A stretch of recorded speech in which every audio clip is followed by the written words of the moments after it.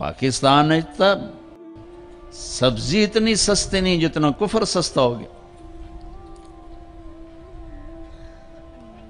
اتنی تو سبز مرچیں سستی نہیں جتنا کفر سستا ہو گیا. کافر کافر کافر کافر کافر.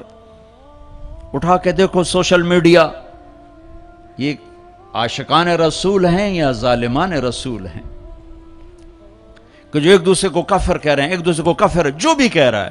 دیوبندی بریلیوں کو کہہ رہے ہیں، بریلوی دیوبندیوں کو کہہ رہے ہیں، غیر مقلد مقلدین کو کہہ رہے ہیں، مقلدین غیر مقلدوں کو کہہ رہے ہیں، شیعہ سنیوں کو کہہ رہے ہیں، سنی شیعہ کو کہہ رہے ہیں. وہ مجھے بتاؤ جنت کس کے لیے ہے پھر؟ اللہ ویلی جنت دا چار پاؤں ہے. نفرت کی آگ ہے، نفرت کی آگ ہے. کبھی سیاست کے نام پر ہے، کبھی مذہب کے نام پر ہے، کبھی قوم کے نام پر ہے، کبھی صوبے کے نام پر ہے، کبھی زبان کے نام پر ہے، کبھی کسی بنیاد پر ہے. میرے بیٹے انس، اس دل کو نفرتوں سے دھو دو، صاف کر دو، پاک کر دو. یہ میری عظیم الشان سنت ہے، اور جو میری اس سنت سے پیار کرے گا وہ مجھ سے پیار کرے گا. اب مجھے بتاؤ، یہ ہے عاشق رسول کا معیار. اگر میرا سینہ کسی بھی فرقے کے مسلمانوں کے بغض سے بھرا ہوا ہے، میں بڑا جذباتی ہو جاتا ہوں اس مضمون کو چھیڑتے ہوئے. مجھے غم لگتا ہے، غصہ نہیں غم لگتا ہے. اور یہ آگ تم تاجروں نے نہیں بھڑکائی، یہ آگ اصحاب منبر نے یہ آگ لگائی. میں سب کی بات نہیں کرتا ہوں، ہر فرقے میں بڑے معتدل علماء ہیں، لیکن ہر فرقے میں کچھ ایسے سنگ دل ہیں جو بیٹھتے منبر پر ہیں اور چھڑکتے پٹرول ہیں، اور اپنی زبان کی آگ سے پھر اس سے آگ دکھاتے ہیں. پھر یہ نوجوان دست و گریباں ہوتے ہیں اور سلام کرنے سے بھی جاتے ہیں، جنازے پڑھنے سے جاتے ہیں. میں کیسے سمجھاؤں؟ کہاں سے الفاظ لاؤں؟ میرا سینہ پھٹ گیا ہے. میں 15 سال سے یہ مضمون بول رہا ہوں، کبھی کسی سے معاوضہ نہیں لیا. یہ کوئی فخر سے نہیں بتاتا ہوں، صرف اپنی صفائی پیش کرنے کے لیے بتاتا ہوں. تیسری دفعہ بھائی عقیل، ان کی میں سخاوت کی وجہ سے ان کی قدر کرتا ہوں. میں اس لیے آ جاتا ہوں کہ یہ سخی آدمی، اور سخی سے اللہ پیار کرتا ہے. لیکن مجھے ٹکٹ کبھی نہیں دیا، میں اپنے ٹکٹ پہ آتا ہوں کہ میں نے اس کا معاوضہ اللہ سے لینا ہے، اس سے تھوڑا ہی لینا ہے کہ جاتے ہوئے لفافہ میری جیب میں ڈال دے. تو میں دکھ سے بولتا ہوں کہ یہ آگ منبر سے بھڑکی ہے. سب کی بات نہیں کرتا ہوں، 5 انگلیاں برابر نہیں ہیں، لیکن ہر مسلک کے نوجوان خطیبوں نے ایک آگ بھڑکائی ہوئی ہے، ایک آگ لگائی ہوئی ہے. اچھا، ایک واقعہ یاد آ گیا. ابراہیم علیہ السلام کے لیے آگ بھڑکائی تو گرگٹ پھونکے مارنے لگا، پھونکے. اور نہ مرادہ تیری پھونک نال کی بڑھنا ہے، لیکن ایک برائی کا ساتھی بنا تو حکم ہے جہاں گرگٹ ملے اسے مار دو. یہاں نہیں پایا جاتا گرگٹ، وہ میں نے افریقہ میں دیکھے تھوک کے حساب سے، یہاں نہیں ہے. مارے چھپ کے لیے اس کی قسم ہے، گرگٹ نہیں ہے. اور کبوتر کو بھی پتا ہے میرے 2 چن جاندے پانی نال کچھ نہیں بڑھنا. اس نے چونچ میں پانی بھر کے ایسے اوپر ڈالا. اللہ نے کبوتر کی محبت پوری دنیا کے دل میں بٹھا دی. سارا حرم کبوتروں سے بھرا پڑا. میرے نبی کا حرم کبوتروں سے بھرا پڑا ہے. اللہ کتنا قدر، اللہ کو پتہ ہے ایک قطرے پانی نال کے بڑھنا ہے. کبوتر جی چونچ دے پانی نال کے بڑھنا ہے. گرگٹ کی پھونک سے کوئی آگ بھڑک گئی، ایک برائی کا ساتھی بنا، حکم آ گیا جہاں ملے مار دیا جائے.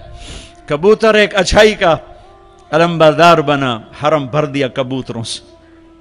دونوں حرم بھر دیے، کبوتروں کی محبت دلوں میں ڈال دی. کبوتر بادوں سے پوچھو کیسے اتنا بیوی سے پیار نہیں کرتے جتنا کبوتروں سے پیار کرتے. مجھے پتا ہے میں اس آگ کو نہیں بجھا سکتا، لیکن میں اللہ کے نبی کی بارگاہ میں کہہ سکوں گا یا رسول اللہ میں تو کبوتر بننے کی کوشش کرتا رہا. مجھے پتا ہے میرے چند قطروں سے کچھ نہیں ہوگا. ادھر پٹرول سے آگ جل رہی, میرے کو پانی دیاں 2 بونداں دے نال کی بڑھنا ہے. لیکن میں کہتا رہوں گا یہاں تک کہ میرا اللہ مجھے اپنے پاس بلا لے. میں کہتا رہوں گا, امت بنو, نفرتوں کی آگ کو بجھا دو. بڑی دنیا پھری ہے, جتنا اسپین میں جا کے دکھ ہوا کہیں نہیں ہوا. اس بات کا دکھ نہیں تھا کہ 800 سال کی حکومت ختم ہو گئی. دکھ اس پر میں مسجد قرطبہ میں کھڑا رو رہا تھا. میں اس بات پہ نہیں رویا کہ مسجد گرجا بن چکی ہے. تھوڑی سی جگہ کور کی ہوئی ہے مسجد کی, لیکن وہاں نماز پڑھنے کی اجازت نہیں. باقی ساری مسجد گرجا بن چکی ہے. بڑے بڑے بت ہیں, بڑی بڑی تصویریں ہیں, بالکل سینٹر میں گرجا ہے. نہیں, اس پہ نہیں رویا. رویا اس بات پر, محراب کے سامنے کھڑا تھا اور مجھے وہاں قرطبی نظر آ رہے تھے نماز پڑھاتے ہوئے, ابن عربی کے فلسفے نظر آ رہے تھے, اللہ کی معرفت کی گتھیاں سلجھا رہے تھے,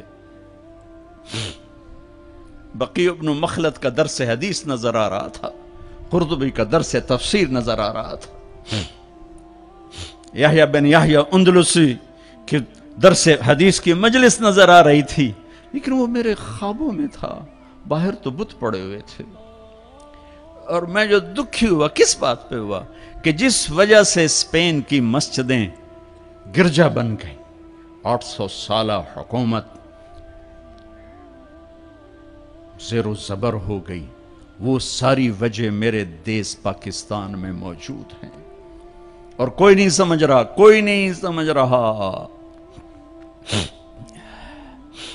اس لیے میں نے کہا تھا, مردہ یزید پہ لعنت بھیجتے ہو اور زندہ یزید کے سامنے دست بستہ ہو کے کھڑے ہو. اس ایک حدیث کو سینے سے لگا لو, دل کھلے کر دو سب کے لیے.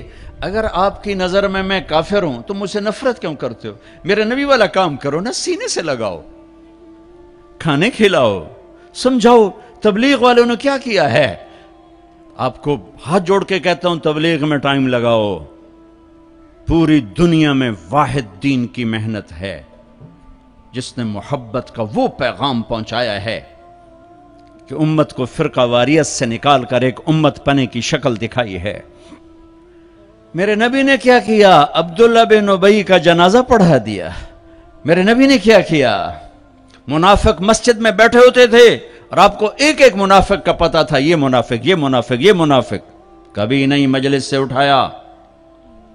تو ایک کام تو یہ کرو کہ اپنے دل کو نفرتوں سے پاک کرو. امت بن کے رہنا زیادہ پسندیدہ ہے اللہ رسول کو, یا کسی فرقے کا جھنڈا اٹھا کے کھڑے ہونا اللہ رسول کو زیادہ پسند؟ رہو اپنے اپنے فرقوں میں رہو. میں تمام اسلامی فرقوں کو سلام پیش کرتا ہوں, لیکن میں یہ ہاتھ جوڑتا ہوں کہ یہ جو ایک دوسرے کے دست و گریباں ہو اور ایک دوسرے پر تم نے کفر کی توپیں چلائی ہوئی ہیں, اللہ کے واسطے انہیں محبت کے بول میں تبدیل کر دو. ایک دوسرے کے گلے لگ جاؤ, ایک دوسرے کو کھلے ماتھے سلام کرو, ایک دوسرے کے پیچھے نمازیں پڑھو, ایک دوسرے کو قریب بٹھاؤ. اپنے نبی کی, تم چھوڑو مولوی کی بات, میری تھوڑا قرآن اٹھا کے پڑھ لو, قرآن اٹھا کے پڑھ لو, خود پڑھو. سارے تم پڑھے ہوئے بچے بیٹھے ہوئے ہو, اپنے نبی کی سیرت پڑھو. میری گل کتے مار چھڑو, مینوں دفع کرو, میں کون ہاں, میں مشت خاک. اپنے رب دا قرآن پڑھو, اپنے نبی دی حدیث پڑھو, اپنے نبی دی زندگی پڑھو, تو انہوں پتہ لگ جائے. تو آج اپنے نبی کی ایک عظیم الشان سنت پیش کر رہا ہوں کہ اس دل کو سب کی نفرت سے صاف کر دو. نیت کر دو نا سارے بھائی.